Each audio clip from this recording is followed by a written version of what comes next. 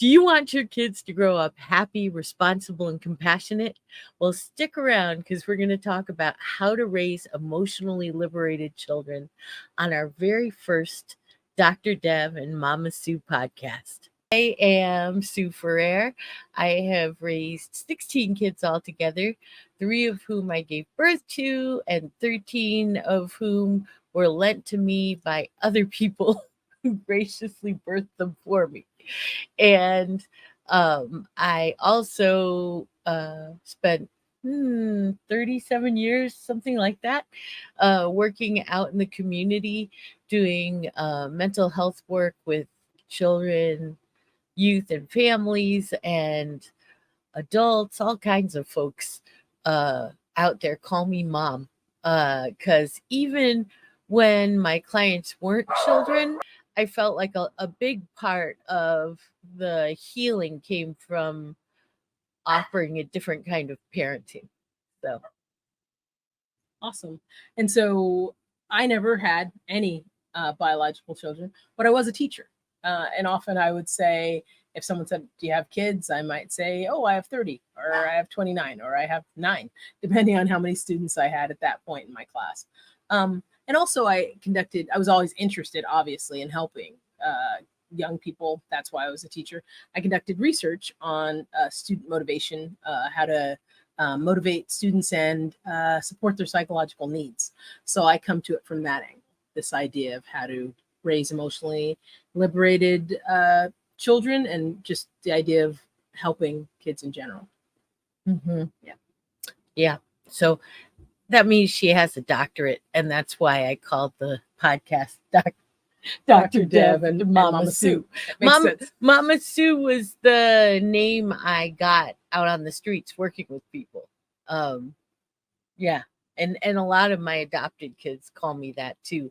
Just, I think, out of respect to their biological moms.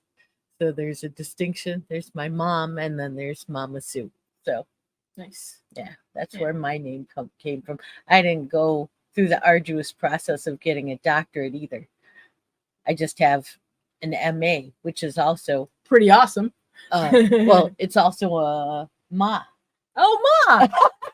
That's very cute. That's very cute.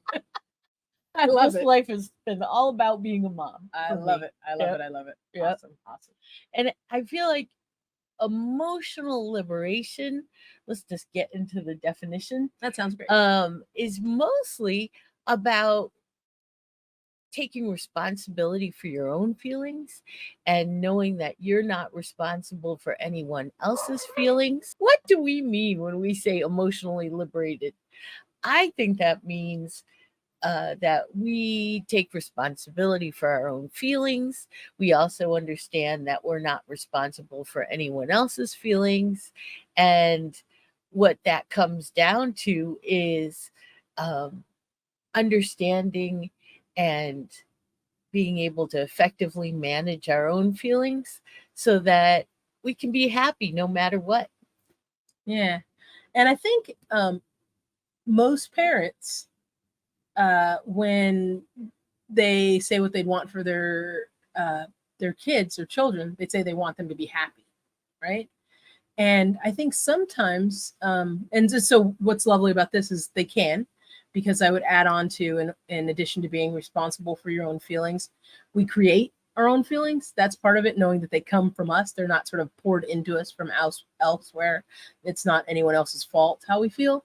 I think some parents sort of stop with the idea, though, of you're responsible for your own feelings, and don't get into the other parts that you talked about the we say that second part again. We have the power to, what did you say? Gosh, what did I say? You said there was a second part of the definition. Just we're able to manage. That's identify. Yeah. So manage our own feelings. Yeah, and I think maybe they get into a little bit of, like, that you should be able to manage your feelings, but aren't always. Maybe sometimes kids aren't able to even identify how they feel. I think all that is. I think what I'm trying to say. Blah, blah, blah, blah. Hang on. I think that second part that you said is really important, because how can people be emotionally liberated? Just knowing they're responsible for their own feelings isn't enough. Knowing how to identify them and manage them is the key part that I think even sometimes parents don't know how to do. So it's hard to teach your kids, is what I'm getting at. Yeah. There's an old saying that says you can't give away what you don't have. I love that. Don't know who said it. If you know, put the name of the person in the comments because I don't know. But I think that's one of the challenges of parenting, right? You Mm-hmm. can only give away what you have. Mm-hmm. So I guess the main goal of parenting should be to fill yourself up, right? Mm. As much as you can with as many resources as you can find. Um, because, yeah, I think that's where it starts actually. When we're talking about how to do this, how to raise emotionally liberated children, I think the most important thing we can do is to be able to clearly express our feelings and needs to our children, Yeah, right? our feelings and needs, and being accurate, and somehow this plays into that idea. To me, it plays into the idea of language that is alienating. Sometimes I think instead of modeling that we're responsible for our own feelings, we say things that are life alienating. We communicate with them in ways that are life alienating, like say things like, "You've made me so angry." You know, um, what would be a way to say that isn't life alienating? Okay, so first of all, I just wanted to back up and say we stole the life alienating communication from Marshall Rosenberg. Rest in peace. He's not going to yell at us for stealing it, but I want to give Yeah, him but credit he's also for the one term. for emotional liberation, correct? Or No, he came. I don't think he was the first person to coin the term emotional liberation, but he definitely created the model of communication called nonviolent communication, and also it's known as compassionate communication. And in his nonviolent communication book, he actually outlines four different kinds of life alienating communication. The first one is moralistic judgments, comparisons, and I don't know, there's a few different things in there, but the most important thing is moralistic judgments in that first one. The second one is denial of responsibility, and that encompasses a lot of different subtypes, right? yeah, And then the third one is demands, mm. and the fourth one is deserve language, like he deserves to have a good life, right? Mm-hmm, mm-hmm, mm-hmm. um Yeah, so those are the four different types.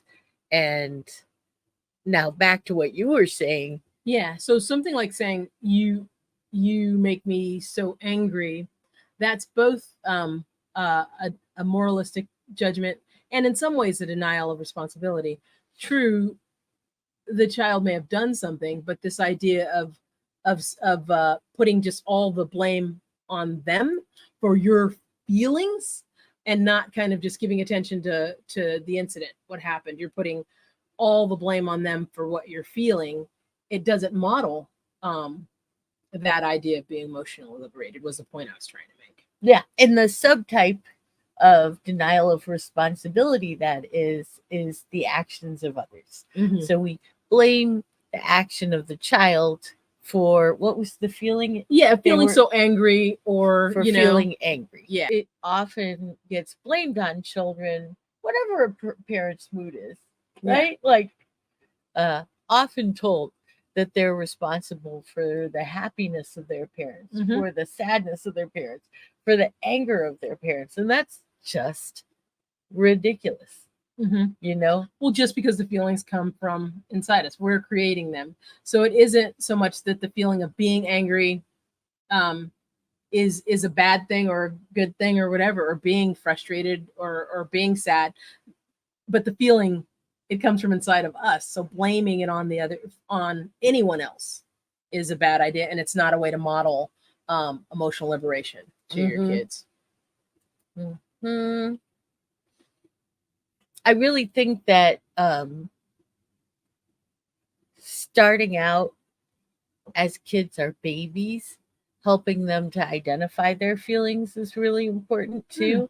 I noticed that, I did a lot of therapy with little kids over the years, and a lot of kids really only knew two feelings when I met them, you know, happy and sad. Like maybe three if they came from an angry house. Um, just really, there isn't a lot of attention given to feelings, except for maybe to deny children's feelings. They just feelings aren't Yeah, don't often. cry, Yeah, suck it up, yeah. whatever. Stop acting like a baby. Shake it off, you know? Yeah. Even in pain, like think about that, like in like sports injuries, little kids, or, they fell down, shake it off, you're not hurt, yeah, there's a lot that we model that's sort of not promoting. As parents, I am coming to this from a standpoint of not having it modeled and not being practiced at it at this age. It's sort of this idea of emotional liberation. So full disclosure there. Yeah, this idea where we sort of get kids to sort of deny their feelings. Not only do we not help them understand them, we try to get them to deny them. You're not hurt. You're okay. So parents will say things like, "Oh, you make me so angry." How would you translate that into language that wasn't life alienating? So, first thing I would do is to take responsibility for my own feelings. So, maybe if I was a parent, I would say, I'm so angry, and then give a real reason why. Hmm. Hmm. Yeah, it's sort of like this this little circle, because people do believe it's because of that person's behavior is what made them angry. Yeah, but you have to sort of dial down on the why. Yeah. Yeah. Because really, most of the time, when parents are really angry, it has nothing to do with the child. It has to do with their environment, like they're too tired. They are having to work too many hours. I guess that's the same as too tired. They're hungry. They're not getting enough support, right? Something in their environment isn't good. It's really not about the kid. So, but kids make excellent targets, you know. Kids are really good targets because we're entirely dependent on our parents, right? And so we, instead of blaming our parents who were entirely dependent on, we uh blame ourselves, Internalize it, right? For everything. Everything. Even if our parents aren't saying we're responsible. Yeah, kids grow, if they're not raised emotionally liberated, they do grow up thinking that they are responsible because they were told that they were. So teach your kids to understand that they create their own feelings. I could just say, like, if I were teaching this to my own kid or to a student, there's all sorts of ways that you can even just practice it. Kind of, they're feeling one thing. We do this sometimes with kids too. Try to get them to look at it from another perspective, so that they can feel a different emotion about it. A good example, as an adult right now, I'll say. So I'm the creator of my own feelings. Recently, my mother-in-law died, and I was feeling very sad, and still feeling sad, but am able to cope with that sadness by replacing the sad emotion with the love emotion, just sort of focusing on that bit of it for more time than I'm focusing on the sadness. And that love emotion gives me more positive feelings. So with kids, you can play games with them to as you're teaching them to understand and manage their feelings. You can play games with them to create another feeling to put in its place, and an authentic feeling that belongs there. Do you know, if they're extremely sad about something, if they can create like a good feeling around the thing they're sad about, that might be a way to help them to manage their feelings. So yeah, teach them to understand that they're creating their own feelings by helping them practice with creating feelings. Mm-hmm. Yeah. Mm-hmm. And earlier I talked about helping kids to accept their feelings, right? Mhm. I think that the best way parents can do this is to validate their kids' feelings, right? So I'm a little kid and I'm really tired, and we're standing in line at a store, and I start to wiggle and jump and, like, say I want to go home, and I say to my mom, I'm tired, and she says to me, no, you're not. Just sit still, right? Right. And so it's kind of hard for me to hold on to that I'm tired, and that's a thing that's real, if I'm being told that it's actually invalid, right? Yeah. So I think the most important way we can help our kids to accept their feelings is to accept their feelings, Mhm. right? Mhm. And validate them. And I'm not saying you have to change everything you're doing because your kid has a feeling, but I think that it's important to recognize their feelings. Yeah. You know. That's a good point. I'm glad you followed up what I said with that, because I think I skipped that point in it, right? You do have to validate them. That's part of like from my research, that's part of that relatedness part. So relatedness is when you kind of make that emotional connection with the your kid, or a kid or a person, anybody, right? And sort of just telling them it doesn't exist, you will be ineffective in like helping them create another feeling. You do have to spend like a little bit of time with, yeah, just empathizing with them, like, wow, yeah, I know it's a kid that's tired. I know it's been an awfully long day. We've been in line an awfully long time. Even sort of identify with them. I'm tired too, and then maybe go into the kind of getting them to explore, maybe feeling another way, you know well, soon we'll be home, and there's this nice thing might be happening, and kind of get them in the feeling of the expectancy of this other nice thing that's going to follow up this long day of grocery shopping, or whatever the kid's feeling. So yeah, absolutely important to get them to accept, and the ways you can get them to accept is not denying them, not like just squashing their voice. I absolutely agree with that. I'm glad you added that. Yeah, Mm-hmm. good point. And then the next part I think that's really important, is to help kids learn how to manage their feelings, because most kids don't come into the world with that kind of natural ability Mm-hmm. to manage their feelings. They don't learn it by this age sometimes, right? They Yeah. just have feelings, and a lot of kids, they have really big feelings, and we're like, hey, manage that. Yeah, stop it. But Knock it that off. that in itself probably isn't going to do it, right? They probably need a little more guidance than that. Mm-hmm. Yeah. For instance, I have one child who has incredibly big feelings and would often get really anxious, right? When he was in new situations, and I would have to teach him different ways to manage that, whether it was um, listening to calming music, or closing his eyes, or walking away and going somewhere he could be by himself. And after a while, you know he didn't need so much guidance. He knew what he needed to do to calm down. Mm-hmm.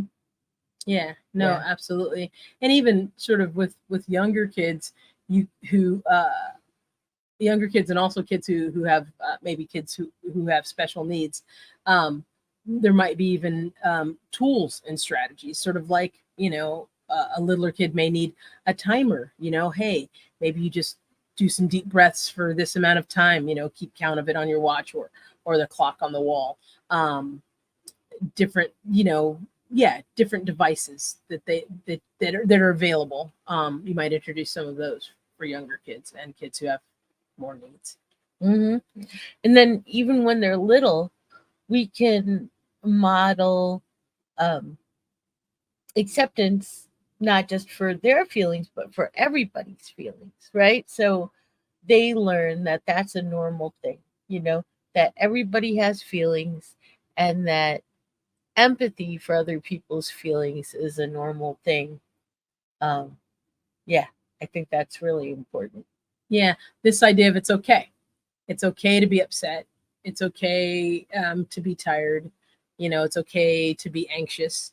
And then though I would say though the part of managing is you can make the choice not to just not to sit with that over long. So you can be upset, right? And it's okay to be upset, and maybe it's appropriate to be upset. But how long do you want to stay upset? Do you still want to be upset the next day, right? So teaching them to manage them is getting in there and working through it, or like I say, maybe like playing around with like a replacement emotion for a moment, like look at it from a different angle, what's going on, Mm-hmm. yeah. Yeah. A little while ago, you were saying that kids will take from us telling them using this life alienating language and maybe telling them, you make me so angry, or I'm so angry because of you, it's your fault, sort of thing. Even if we don't tell them that, sometimes they take it on as their fault. Something is wrong with them. And so I think it's really important to teach them early on that what other people think or what they, the emotion that they're having, that doesn't equate with their inherent worth. Like they're valuable. It doesn't interfere with their value.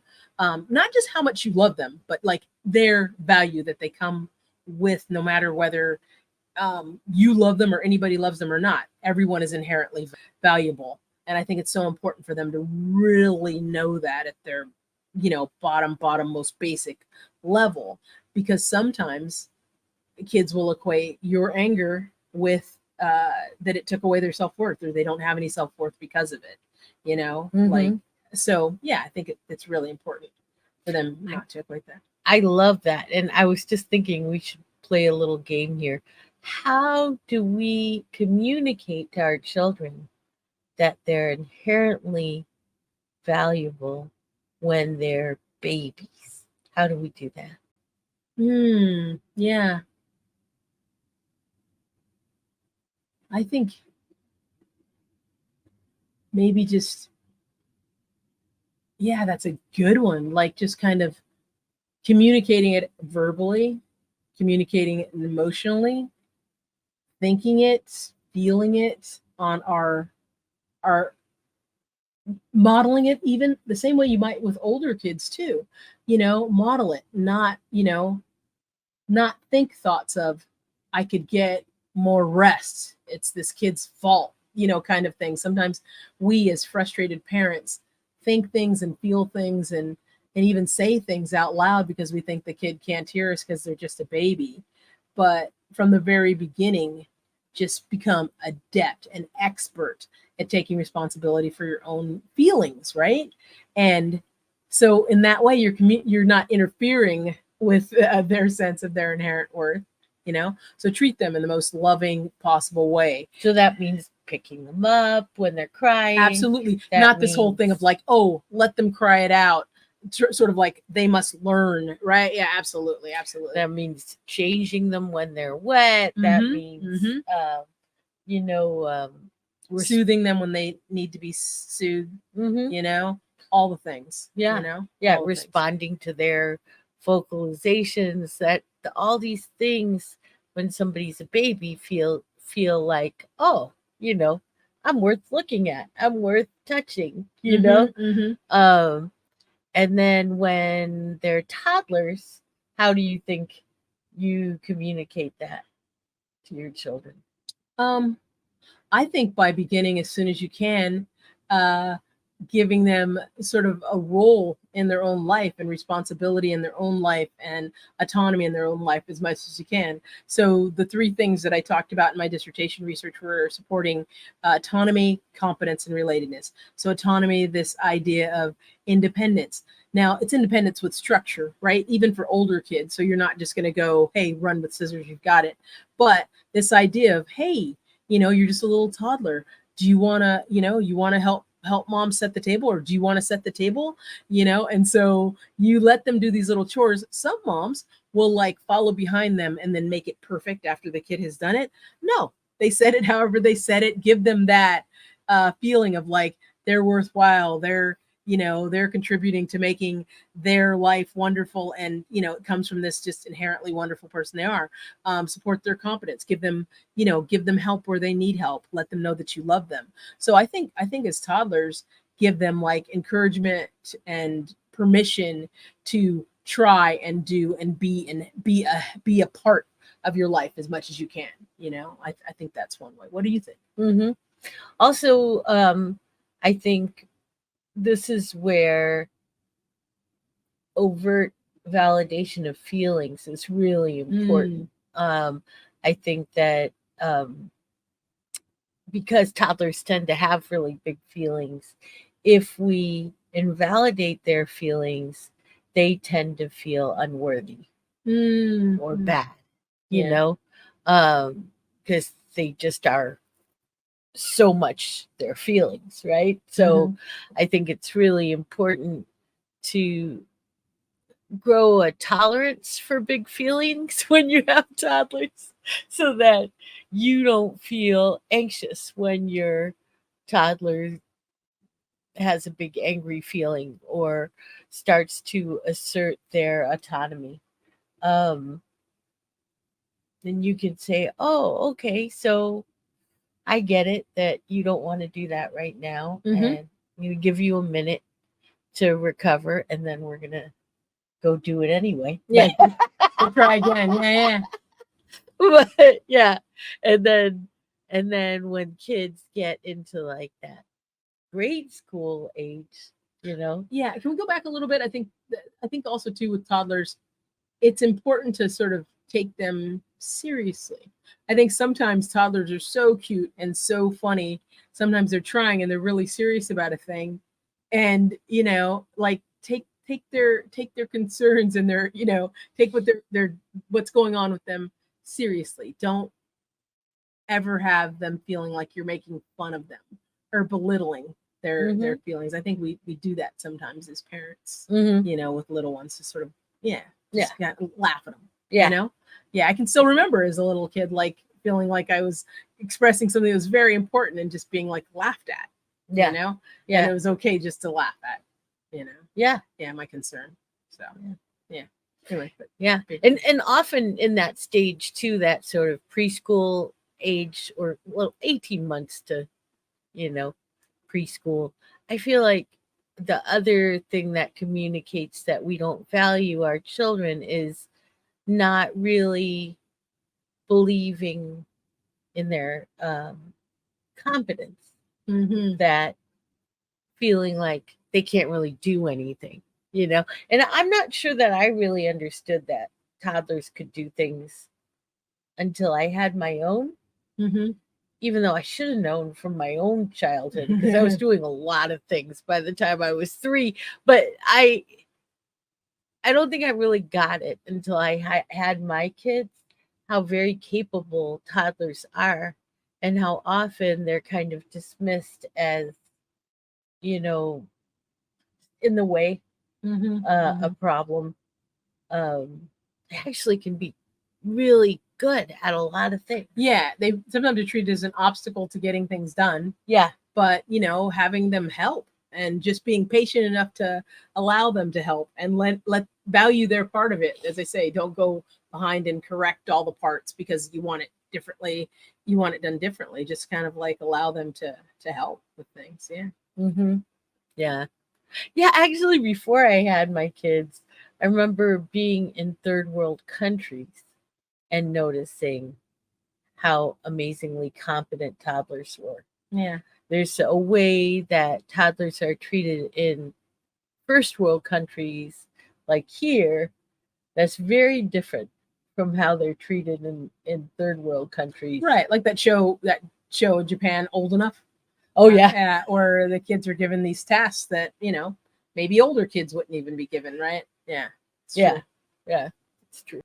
School age kids, I think that we help them feel inherently worthy by staying consistent and offering support and structure consistently. I think that a lot of times school age kids start to get neglected because they're not as cute as they were when they were little. And so less support is offered, right? And then being in school, or even, I homeschool my kids, but even, doing independent education, I think requires that parents offer more structure during that time, because just like the little kids aren't known how to manage their big feelings, school age kids aren't born knowing how to get their work done. That takes a little bit of structure and guidance, and I think um, that's really essential for school age kids to feel worthy. Yeah, no, absolutely. But I think also coupled with, so structure is part of that autonomy, competence, relatedness, triad of things. And so, there's flexibility within the structure, and that helps them have a need for autonomy met, right? There's flexibility. You may give them a certain structure, but yet with your kids, as you say, they got to learn whatever they wanted, right, within this certain structure that you had set up for them. So they need to really be feeling all three to be feeling worthy. Like the relatedness, you love and care for them. The competence, they have like the structure and the guidance, and the autonomy, they have the flexibility to have their own voice heard in what they're wanting to do. So yeah. Middle school kids, how do you think we show them that they're valuable? Yeah, I think in similar ways, and for similar reasons, as you say. The older kids are kind of the little kids. All of a sudden, they're not as cute, so maybe we're pulling back a little bit on some of the support that we're giving. Middle school kids, sometimes it's like you're on your own. You're old enough to know, which is really tough for middle school kids, because actually life just got tremendously harder for them. Now they're in puberty, and so they're almost like in crisis, right? I mean, I think there've been studies on they're in crisis, right? And then also even their workload, if they're in regular school or even homeschool, their workload just increased, and we sort of pull back and go like, you're a grown-up now, get it done. And so I think you're not coddling them, right? You're letting them have their autonomy. You're letting them do what they know how to do, and not sort of forcing them into a prolonged babyhood, but still providing support as they need it. And it's important not to deny their feelings around things too, because I think with middle school kids too, just like we do with younger kids, we sort of go like, oh, you can do it, yeah, suck it up, which, yeah, maybe they can, but that communication needs to be more compassionate and not life alienating communication. We often, that's when they start to hear, if they haven't already heard it earlier, they start to hear you're lazy, when all of a sudden they're at the point when they're needing more sleep because their body's growing and changing and all these things. They're hearing like they're lazy, and start to hear more negative things about their parents and push back with more negative things. So I think just staying loving, staying compassionate, also modeling, taking responsibility for our own feelings, making sure that they're vocalizing and verbalizing, and just like with, almost like you do with toddlers, letting them know, like amping up letting them know how much you value them. Because yeah, I think it's at the point where parents start to almost doubt themselves that they value this little one. And so I think just sort of amping up how much you value them, which was easy as a teacher because I didn't have them all day. So I could just, I could be, you guys are my favorite, I could say to every group, and I love you guys so much, so. I think also similar to when they're toddlers, when they're in middle school, they're feelings are going to be bigger usually Mm-hmm. because of all the hormonal changes. So it's another time when that, validation of feelings is just so important for kids to keep feeling inherently valuable, Mm-hmm. because it often gets pathologized and ridiculed and Yeah. all of that. And honestly, I don't think middle schools or high schools are really set up for optimal growth, Mm-hmm. because middle schoolers and early high schoolers, they need more sleep, Mm-hmm. and we don't accommodate that at all in regular schools. And I've only known a couple more fringe kind of alternative schools that even accommodated it at all, Mm-hmm. you know. Mm-hmm. In one of the schools that I helped start, we would let the teenagers come in at noon Mm-hmm. That's awesome. because they needed more sleep. Yeah. But yeah, I just think it's crazy, and I think that's another way that we show that kids that they're inherently valuable is we take into account their developmental needs, right? We don't just ignore that and expect them to deal with whatever conditions exist. Yeah, and I think at this point too, it's important to tend to your own needs. I think at this point, especially as parents, you've been parenting a long time, right? And so there is this sort of idea of like, can you start taking care of some of your own emotional needs yourself?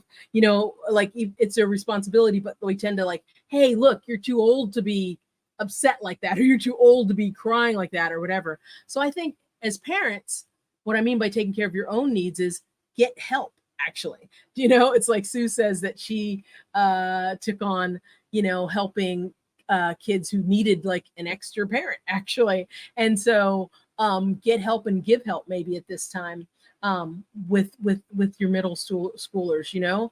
Sometimes you don't have the bandwidth to keep on keeping on.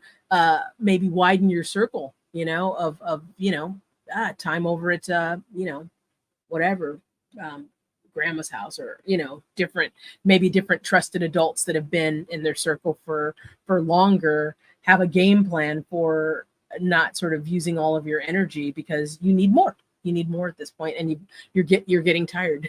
You're getting tired at that point. Mm-hmm.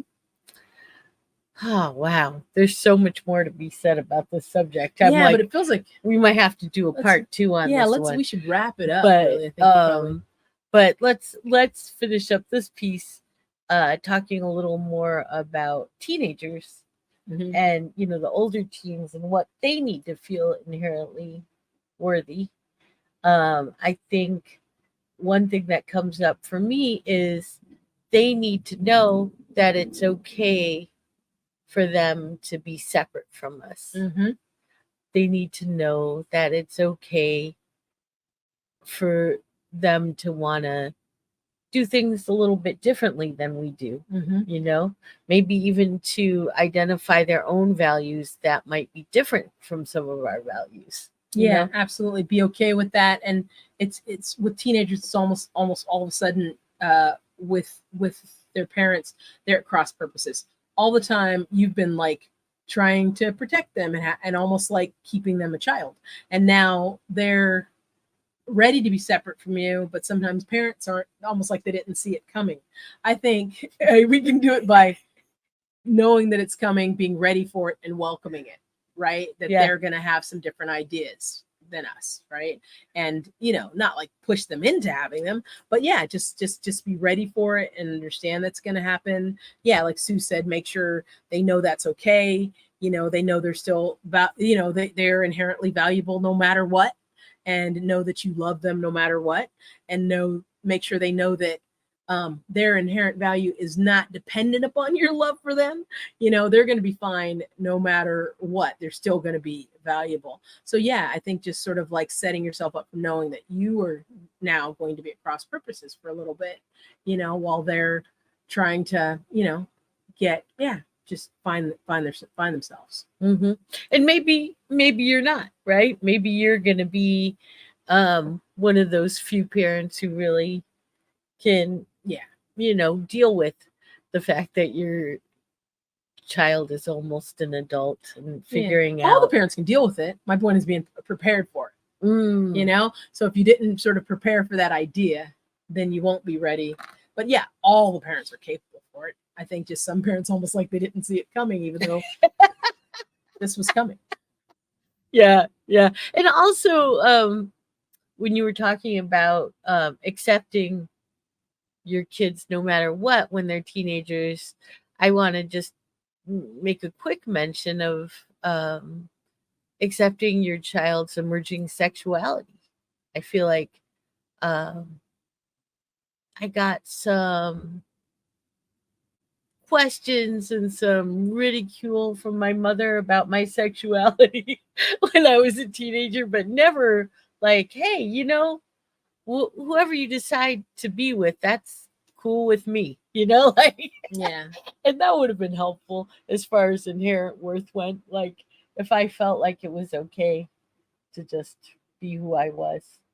Yeah. And I think, yeah, too, like kind of don't ignore things. Like they're trying different things and they're experimenting with different things, different looks, different things. I think sometimes the parents are like shocked or outraged or just like or they'll ignore some things, just because it makes them so upset. I think just like you would when they were younger, if they put on like they got a nice shirt, they got a shirt that they think is nice, or they think it's nice, even if you think like unicorns are weird flyers on, you might say like, oh, you got a new shirt, it's cool. I think like trying on some new haircut, like blue hair, that's like kind of just be open to the things they're trying, and don't treat it with disdain, don't treat it like this weird thing. Let them know, yeah, just be interested in the different things that they're doing, and yeah, curious and open and non-judgmental about the different things they're trying. Mm-hmm. Yeah, and I was just remembering when my kids were teenagers, most of my kids were teenagers, and we had many kids who weren't biologically related to us in the house at all times, because there were the kids that we took in, and then there were kids who were friends of those kids, and it was just a lot of teenagers hanging out um, in the early 2000s at my house. And and used to ask them, why do you always like to hang out here? Not to discourage them, but just like teasing them. And they said, well, because you leave us alone. And I think that for some teenagers, that's what feels like love and respect, is just being left alone. My impression was that most parents tend to get micromanaging. Yeah. Yeah. With their teenagers, feel kind of nervous that they might misbehave or something. I don't know. Yeah. Get pregnant or do drugs, whatever. So they're just on top of them every minute. Yeah, that leaving alone reminds me of like this idea of what is it called? Just in leadership theory, there's this transactional leadership by exception kind of thing. It's kind of like you're looking for them to do something wrong sometimes, right? It's like you're not sort of focusing on anything other than just like keeping an eye out in case they do something wrong. So they must, sometimes you feel like, oh, what is the police here kind of thing. Yeah, I could see that. I can see that. I can see that idea of like not bugging us, leaving us alone. Yeah. Trusting. It's trust, isn't it? It's trust. Yeah. Yeah, for sure. Well, thank you for sitting through the entire first episode of Dr. Dev and Mama Sue's podcast. Please tell your friends, share it with other parents who you think might be interested. And do you have any last words for this episode? I don't, but yeah, thanks a lot for watching. Hopeful Tribe. We'll see you next time. Go hug your kids and hug yourself. Bye-bye. See ya.